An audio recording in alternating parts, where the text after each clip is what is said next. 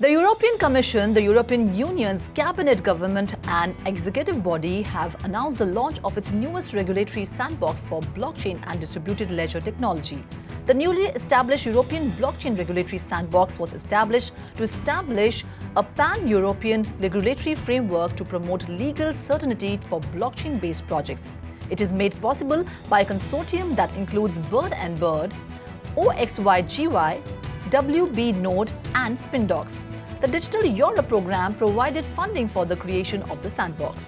The initiative will support up to 20 projects from both the private and public sectors within the European blockchain services infrastructure over the next 3 years, according to its concept.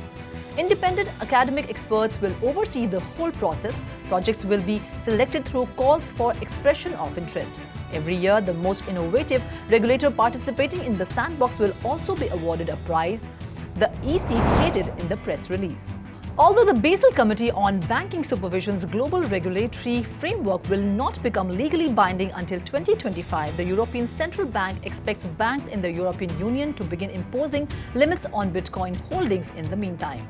Indeed, the ECB supervisors citing the significant risk and boom and bust cycles of cryptocurrencies in their February newsletter, advising banks that plan to incorporate them into their operations to begin planning compliance with the upcoming law immediately.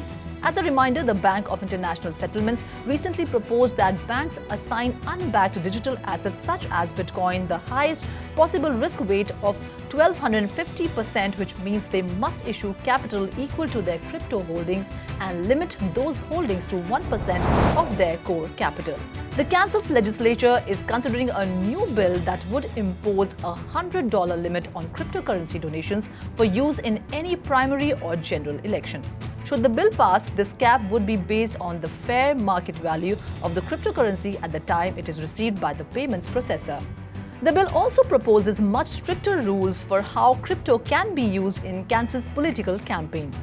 According to the new rules, any cryptocurrency donations must be immediately converted into US dollars and deposited into the campaign account. According to the proposed rules, crypto donations would only be accepted if they came from a crypto payment processor based in the United States. This processor would then be required to use procedures that allow it to form a reasonable belief that the contributor's true identity is known. In the upcoming segment, we will update you about the following news. China Telecom and Conflux Network to pilot blockchain-enabled SIM card in Hong Kong. Polygon sets late March launch date for its ZK EVM mainnet beta. As BUSD dies, Tether's USDT soaks up another $1 billion.